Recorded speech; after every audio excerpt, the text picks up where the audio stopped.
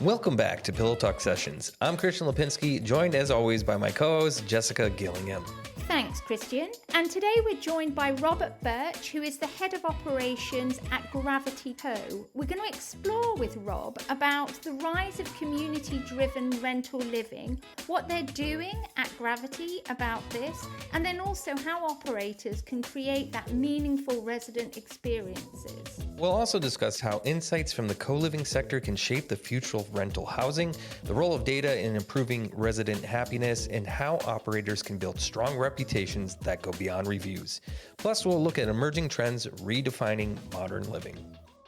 Rob, welcome to the Pillow Talk Sessions podcast. We're really excited to have you as a guest. And before we kind of get into the nuts and bolts of our conversation, could you just, for our audience, introduce yourself and then also Gravity Co-Living as well? And I know you're going to do it in that beautiful accent as well. No, thank you. So yeah, I'm Rob. I currently work for Gravity Co-Living. I've been there since day one, so for 7 years now. We are originally just a co-living operator, but we are now expanded into BTR, hospitality as well, expanded into every area of kind of community focused living and rental. We are currently based in London, but we are now expanding also into Spain, into Madrid, and other areas in Europe as well.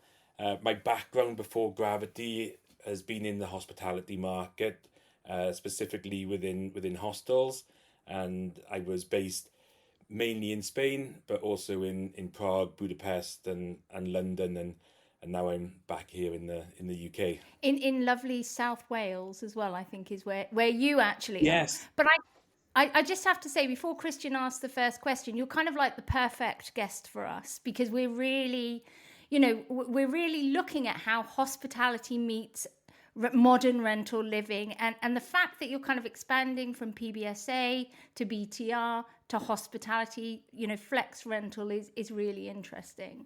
And also the different markets as well, the different European markets. Yeah, I think it's like for me, was like the natural progression as well. Where when I was actually working in hostels, I loved it, and we were doing very well there as well. But what I found was people were unhappy or kind of disappointed that they had to go back to normal life and not have that kind of community experience that they were having whilst traveling and whilst staying at our locations. And that's where I started thinking, why can't we create a kind of community focused, experience led option for everyday living, and that's where my interest came into the kind of rental sector and how we can really kind of jump between both the hospitality and the traditional rental sector and make something quite unique. And I think that's it's a good introduction to our topics today, because again that background into where you're at now. The first topic that we want to focus on is from these hostels to this community centric rentals that you're involved in. How has your experience in this hostel sector informed your philosophy on building thriving communities and rental living? Are there any principles from that world that you think that the broader residential market needs to embrace to stay relevant today? Yeah, well, I think that from my background, what's really taught me is quite kind of fundamentally, people don't just stay for the bed, they stay for the experience, and that lesson has kind of shaped my entire perspective on the rental sector and the rental living sector. Whether it's hostels, co-living, BTR, PBSA, the principle remains the same. People want connection, experience, and opportunities, not just a place to rest and eat. The more I work in this sector, the more I really believe that people are not renting just a home. They're renting a lifestyle or the opportunity to have a certain lifestyle. If you think about it, the way we choose to live, it's more than just the location, price, and amenities. Granted, all these do play a massive role in our decision, but the key consideration now is what kind of lifestyle and what type of life I can build for myself living in this community or in this development and in this neighborhood. And I think that's one of the main kind of key points I've transferred from the hostel and hospitality background into the rental sector. So what kind of practical things do you do at Gravity to give that sense of community and that more experiential way of living? And even if you don't do it now, like, what's the plan? What kinds of things can operators do to really bring that in? Because it is interesting. Hostels is another part of hospitality, but way more community driven than a hotel. When we're at a hotel, we don't know the other guests. We have, pretty much no interest in getting to know them. But with hostels, it's all about that, isn't it? Yeah, and I think the idea to start with of what hostels are have changed massively. Before it was just cheap accommodation, but now it's about meeting people and taking that next level of kind of experience from a local experience as well. And I think that's something that what we're doing at Gravity is giving people the opportunity to experience more than just a traditional rental accommodation. We're kind of facilitators now of that experience. We help create connections with not just people within the property, but also with the wider neighborhood and the wider city, and both from a professional and social perspective as well. So this is where we try and take it to the next level. We want to act as a catalyst for opportunity, and that's by having kind of a core set of community values from well-being, professional growth, but also meaningful engagement. And I think that's something that can often be missing in today's life as well, with urban isolation and everything that happened after COVID has really made people struggle to find that connection sometimes. So that's what we try and do by taking it to that next level. And is the motivation for that more awareness consideration, bringing new residents, tenants, guests in, or is it more about retention, keeping the ones that you have? Well, I think personally it came from what we generally believed was the right thing to do.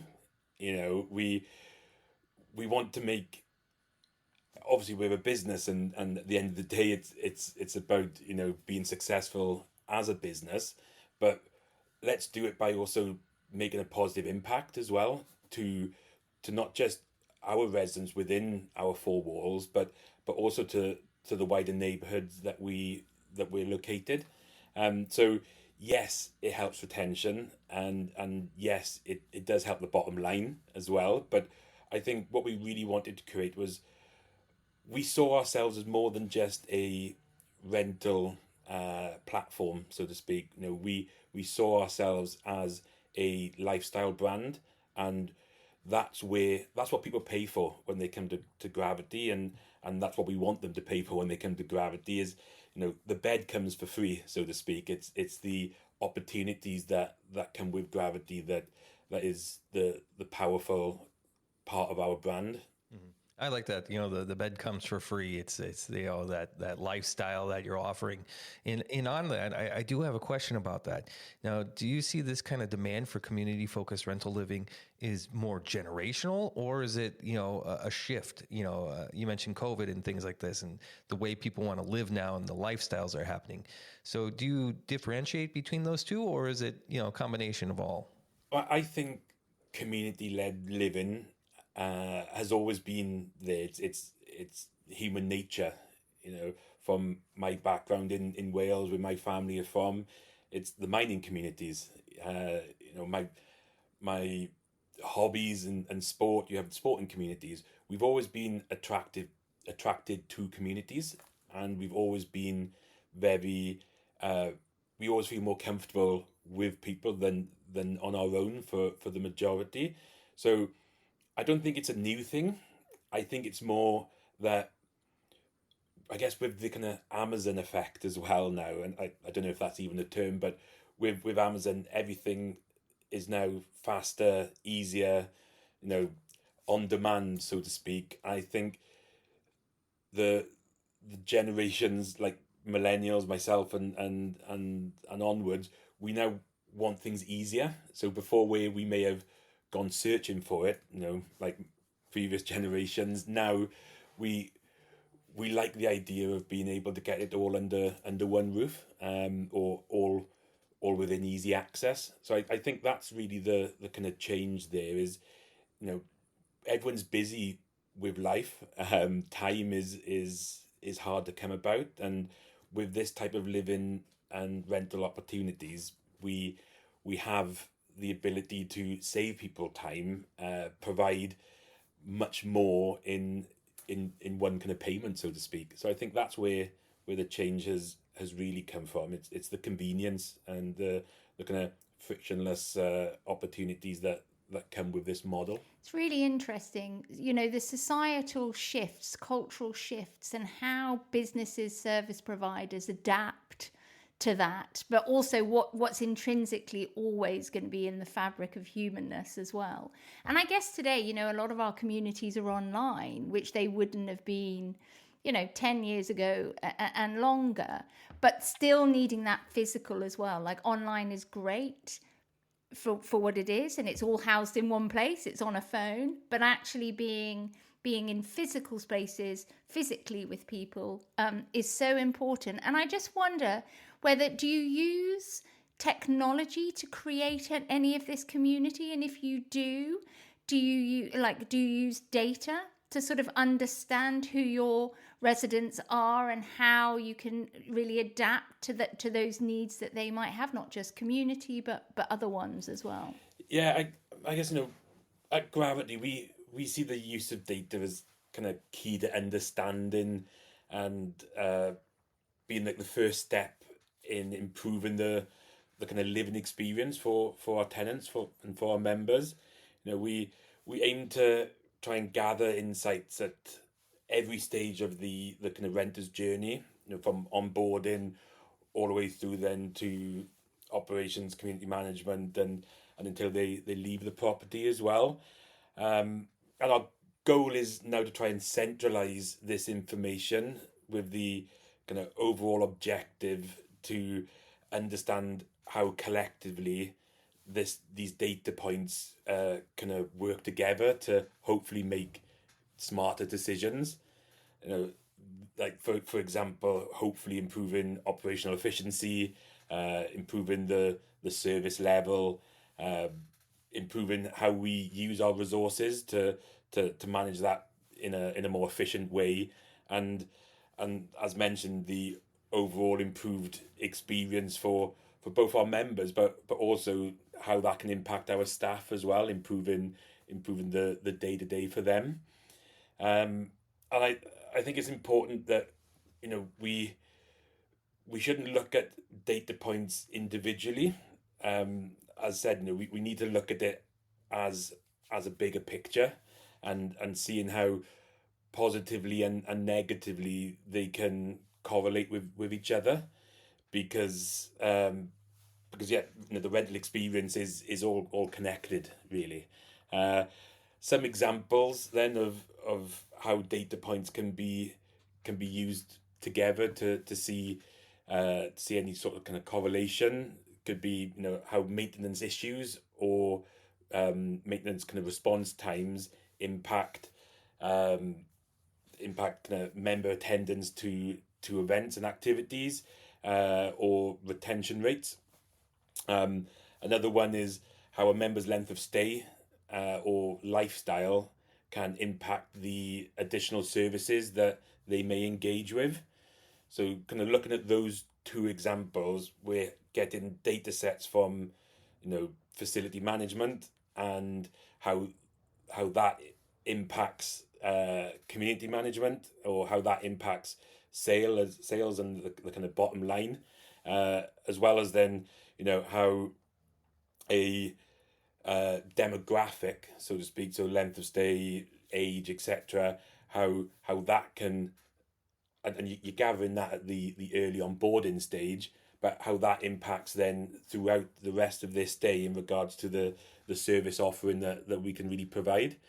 So, looking at data in this way, we can really elevate then the member experience, create tailored experiences for them, as well as being able to catch early warning signs of negative experiences. And on the opposite side, hopefully see early signs of kind of positive outcomes, so we know what to continue working on, or areas where we need to improve as well. um Data can still be used and should still be used kind of independently as well to understand more kind of basic results, and used for kind of simple KPIs. So, looking at retention rates just purely for retention rate purposes, or seeing the cleaning service uptake, for example. But that's just looking at the results. To understand the cause and the reason behind these results, it's often more effective to look at the kind of bigger picture, and the cross department data analysis there, I think, is kind of crucial.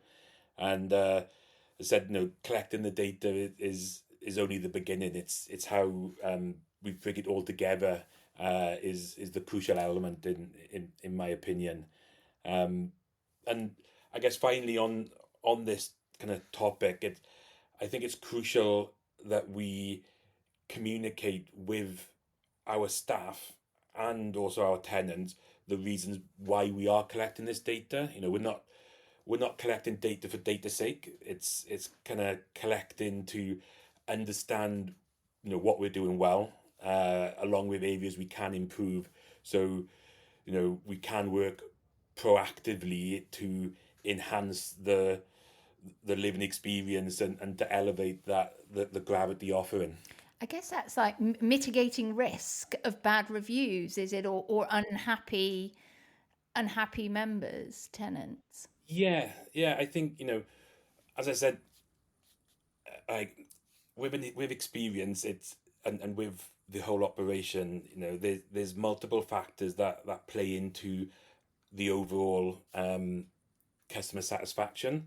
And sometimes when we may drop the ball on facility management because of a maintenance issue that's out of our control.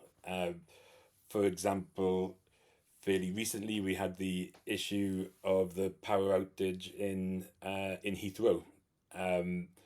We have a property that's close to that area that also got impacted, and that had obviously a negative impact on a lot of tenants very quickly, which was out of our control.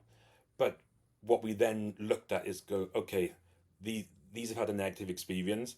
What can we do from different departments, for example, from a community perspective, and how can we elevate that experience to try and level the overall satisfaction out? A lot of the times, we are still learning, and negative reviews and positive reviews shouldn't just be looked at as a marketing tool, but should be looked at as a opportunity to learn, and use them as kind of KPIs for the overall company as well. I was just going to sort of say, and I guess that also then builds loyalty and trust with your members. And you become maybe less, or do you feel sort of less at the tyranny of review sites as well? So I think review sites are going to play a bigger role in the residential sector. So I think if anything, they're going to become more important. And from that, I think online reputation management will become a key element to operators moving forward. With brands and brand names and brand loyalty, that comes from it. So I think it's vital that operators really understand the impact of reviews, but also they shouldn't just look at it as a 5-star review is for marketing purposes. They need to look at it as a opportunity to improve, and use these as I said, as education points for the wider teams. And I think within a team, you need to look at previously potentially sales and marketing will always look at reviews as something key to their success, but the cleaners, the maintenance staff, these people have a massive part of the everyday living experience of our tenants, of our members, and they have a big impact on the online reputation that a company has. And I think educating the team and the wider team that you all play a role in the brand image, and creating that loyalty. So that's where operators really need to empower their team and be able to use online reviews, and general feedback as KPIs for not just marketing and potentially sales and community, but the wider company in general. It would be also interesting to know on this. Yeah, you mentioned getting like the housekeeping and maintenance; they're all involved in this experience for the residents. But I wonder how operators can turn existing residents into active brand advocates, maybe to help them attract and retain future tenants. Yeah, I think we really need to start educating our members and our residents as well. And what I mean by that is, when you stay at a hotel, when you go to a restaurant, or when you buy something from a well-known brand on the high street, it's second nature now to leave a review, and to leave your feedback, because that's what you do on a day to day. At a gym, a co-working space, these type of places. With your home where you live, it's not the usual thing to do. So I think it's really important that we need to start educating our residents and our members that leaving a review and giving your feedback is not just important for the brand, but it's important because online reputation and reviews and feedback will help improve the overall experience that they will get. So that's one really important aspect. If you look at home views now, they are having their reviews put onto Rightmove. So you'll start having these platforms as well, where people are searching for accommodation, having reviews on there, like at booking.com and other OTAs. So I think it's something that the residents really need to be made aware of. And as you said, it's turning them into gravity cheerleaders, so to speak. And the best way of doing that is by making them feel that they are part of it, and they have an impact on the community as a whole. And I think this is where it's great to have a kind of bottom up approach for community building. Like, let's have the members be involved in what activities we create. Let's have the members involved in what services we offer. And once they start feeling that they have a positive impact on the community, and they are part of that community, that is really where they start promoting us as a positive option for renting. So that's really important, I think, is making them feel part of it, not that they're just paying for a service, that they feel that they belong within that community. It's such interesting points you've made. And just going back to reviews, we are really used to it when it's something that's transactional, like we're buying a service, but something like where you live is an ongoing relationship. So it just feels, we're less used to giving reviews for something that it's an ongoing relationship. But by encouraging them to be basically invested in the success of Gravity, aren't you? And making sure that you're attracting the right tenants coming in, and then wanting to shout about it, becoming your brand advocates, and encouraging that is a really good move. I want to go back to something that you said earlier. You have used the word tenant and member interchangeably a little bit, but you have members at Gravity, and you have an app that helps to keep the community together. Now, are those members across all the buildings and across all the different asset classes that you have? So is it that I'm a member of Gravity and I might live in this building in this part of London, but does it mean that I'm also part of a community of people who might be in flexible rentals in another part, or in Madrid or in Prague?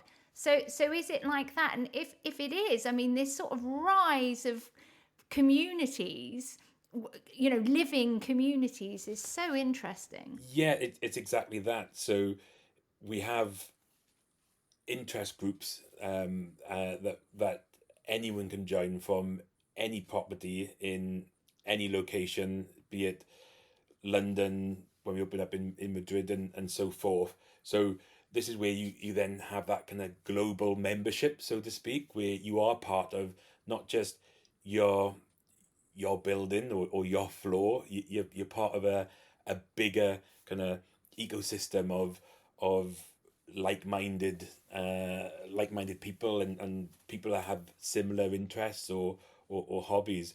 We look at it to have, like, you can't just make a global community out like straight away. It's quite daunting if you think, you'd be maybe part of hundreds or thousands of people sometimes. So it's really important that we make the small communities in each of the buildings, and for larger buildings you can create communities on like certain floors, so to speak, to make sure people feel comfortable with connecting with one another.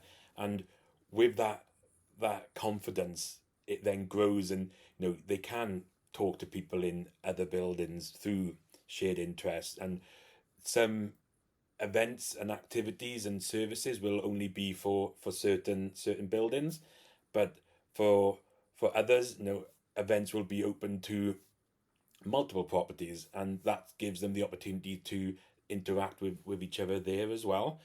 When we open up in Spain, and when we open up in other countries and other locations, something that we're really passionate about is being able for people to switch between buildings as well. It could be that someone from London wants to go to Madrid for a week, and through a flat sharing or an apartment sharing group on the app, they may get, hey, I want to switch for 1 week, 1 month, whatever it may be. Is anyone interested in coming to London? And that's where we can also have these communities kind of being quite fluid, if that makes sense, and moving between properties, further afield. Then we are looking at having this social membership where people aren't even living in any of our properties. They may be old tenants who have moved out, but still want to be a member, and still want to have that opportunity to be part of something bigger than just a home. And that can also have discounts to stay in some of our places on shorter term as well. So yeah, the app isn't building specific, so to speak. It has building specific functionality, but it is open to the wider Gravity community that will hopefully be kind of global across multiple countries and continents in the future. And the technology that you use works for all of this? Like it's suitable and it's flexible enough, and it's allowing you to do this? Yes. Because it sounds quite complex. It's quite complex segmenting communities like that, whether it's by floor or interest or building. Yes, yeah. So our mobile app and our PMS are integrated quite nicely at this moment in time. We are looking to develop that even further, but at the moment we are trying to keep things as kind of streamlined as possible. With our recently launched or our relaunch of our branding and with our new website, we've now gone from being called Gravity Co-Living to Gravity Co, because we are more than just co-living, as I mentioned earlier.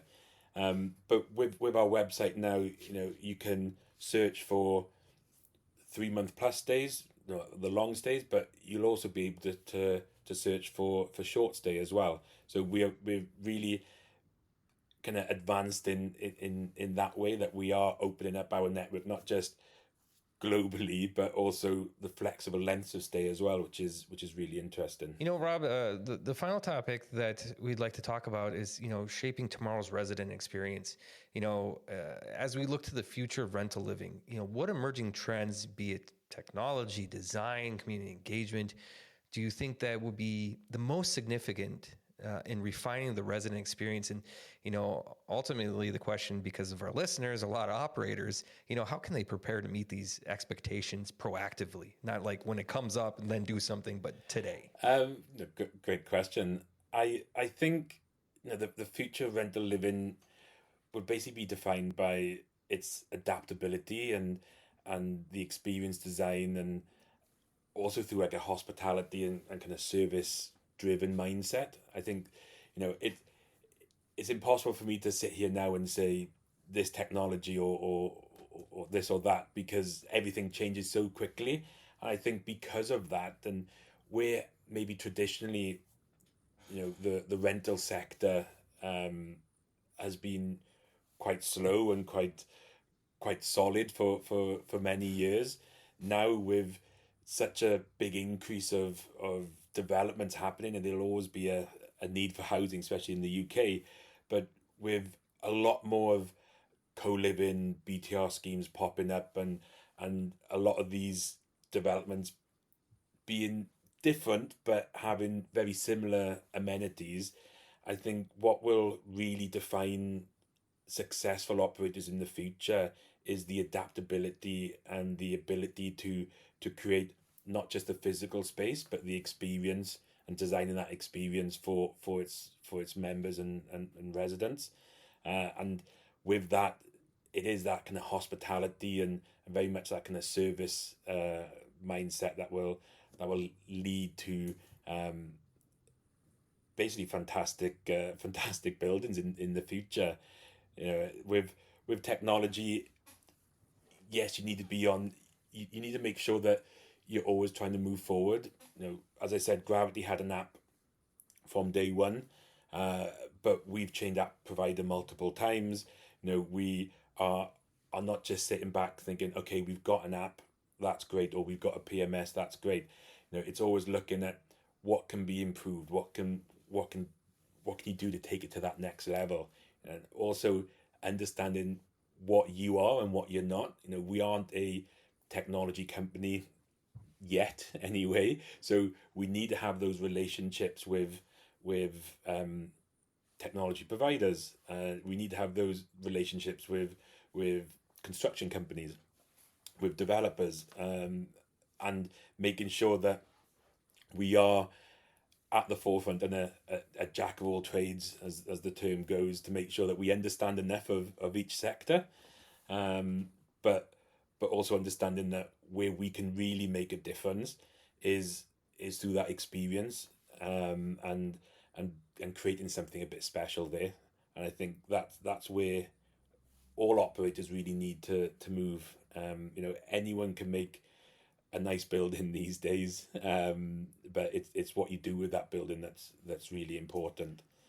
It's one of our taglines at Pillow Talk is hospitality meets modern rental living, because we see that as being the future.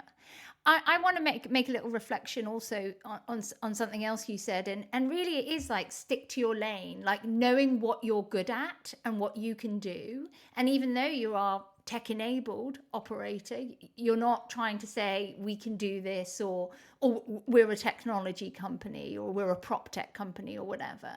It is that you know what you do, which is provide a really good service to an audience that you know really well, a market share that you know really well. One sort of final question from me, Rob, just because we haven't touched on it yet, is where does sustainability fit within Gravity Co?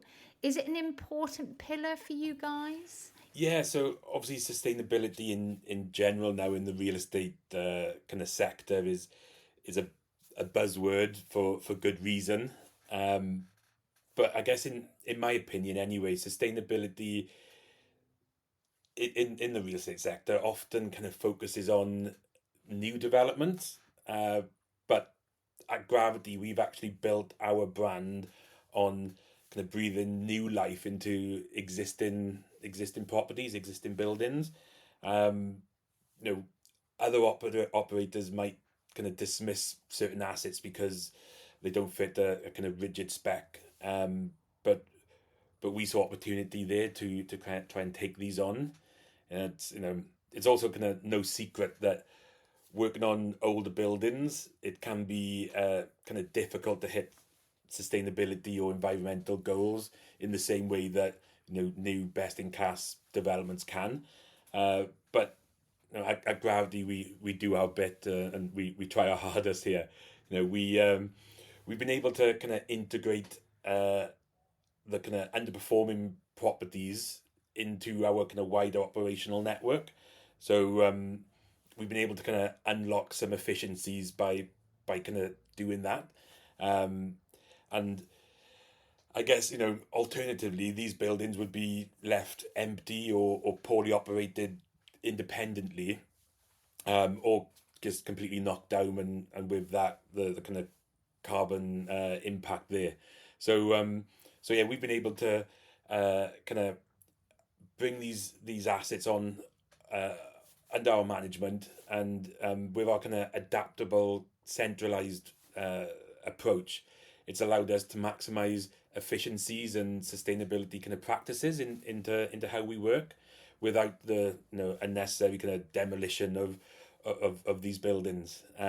We're also very lucky to have a great team on board within Gravity. Our head of facilities looking after our full portfolio. With them coming on board, and with their guidance, we've been able to optimize and how we manage the M&E systems in these buildings to improve our energy efficiency. And unfortunately, with these old buildings, not all of these systems can be kind of upgraded or improved on. So there we look to improve the environmental impact through renewable energy, like renewable green energy kind of procurement, and educating our members as well on smarter energy usage. So even where we can't physically improve the asset, we've then taken it on ourselves to look at alternative ways to improve how that building operates through kind of educating and things like this. So yeah, no, the way I kind of see it, or the way we see it, is making these small changes, they do add up, and our approach means we can enhance sustainability without needing to start from scratch. So yeah, I guess no member or building is really left behind in this approach. I guess the exciting news now with Gravity though is we are starting our next stage of our growth. And we are now working on several ground up developments as well, such as our pipeline in Spain.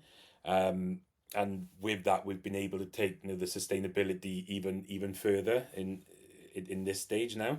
So yeah, we're working with developers and investors from the outset, and we're able now to kind of embed sustainability into the design, whether it's advising on our kind of the right M&E systems, integrating smart tech into the buildings from the very beginning, and ensuring as well that the layouts of these buildings are adaptable for long-term use, so we won't have to see a cycle of complete change in the physical structure. And we have built a really interesting team. We are a small, very agile and lean team at Gravity, but we have got in-house analysts alongside our kind of design and facility kind of experts in the field. So we are able to support developers proactively in our kind of joint ambitions to develop and operate best-in-class rental properties, both here in the UK as well as elsewhere across Europe. I like that. No member left behind and no building left behind. And I think on that note, Robert, we'll wrap up today's episode. But before we finish our conversation, anything our audience should know about Gravity or anything that they should be looking forward to with you guys? Yeah, so recently we've launched our rebrand. We've gone from Gravity Co-Living to Gravity Co because we are much more than just a co-living operator these days. We will be launching our social membership as well soon, which I've mentioned already, and we will hopefully be the end of 2025, going into 2026, launching in Spain as well as other countries in mainland Europe, but yeah, London and Spain are our focus points at the moment, and we're very excited to be heading out there. Brilliant. Thank you, Rob. It's been really good to hear more about Gravity and get a kind of an eye view on what you're doing, what you're thinking as well, and your thoughts on the sector basically and on the future. So thank you so much for joining us on Pillow Talk. Thank you both.